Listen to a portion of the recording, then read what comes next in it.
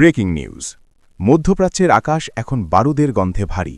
Iran ও আমেরিকার মধ্যকার উত্তেজনা এখন আর শুধু বাদানুবাদে সীমাবদ্ধ নেই, তা রূপ নিয়েছে এক ভয়াবহ সমীকরণে। সামরিক বিশেষজ্ঞরা বলছেন, ইরানের হাতে এখন এমন কিছু মারণাস্ত্র আছে যা বিশ্বের আধুনিকতম প্রতিরক্ষা ব্যবস্থাকেও ধুলোয় মিশিয়ে দিতে পারে। আজ আমরা জানব কেন বলা হচ্ছে যে কয়েকদিন পর ইরানের মিসাইল ঠেকানো আর কারও পক্ষেই সম্ভব হবে না।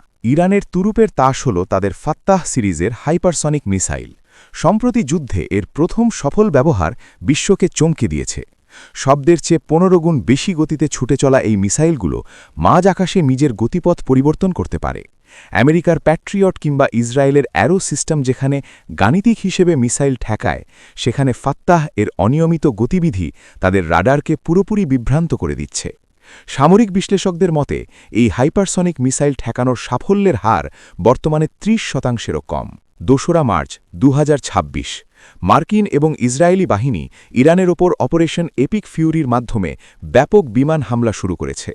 পাল্টা জবাবে ইরান শত শত ব্যালিস্টিক মিসাইল ছুড়েছে উপসাগরীয় দেশগুলোতে থাকা মার্কিন ঘাঁটির দিকে। কাতারের $১১০ কোটি মূল্যের রাডার ব্যবস্থা একটিমাত্র সস্তা ইরানি মিসাইলে ধ্বংস হওয়ার খবর এখন talk of the world. Iran প্রমাণ করে দিচ্ছে প্রযুক্তির চেয়ে সংখ্যা এবং কৌশলী ম্যানিভারেবিলিটি অনেক সময় বেশি কার্যকর। এর পেছনে মূল কারণ দুটি। প্রথমত, ইরানের আন্ডারগ্রাউন্ড মিসাইল সিটি। মাটির শত শত ফুট নিচে এই ঘাঁটিগুলো ড্রোন বা সাধারণ বোমা দিয়ে ধ্বংস করা অসম্ভব।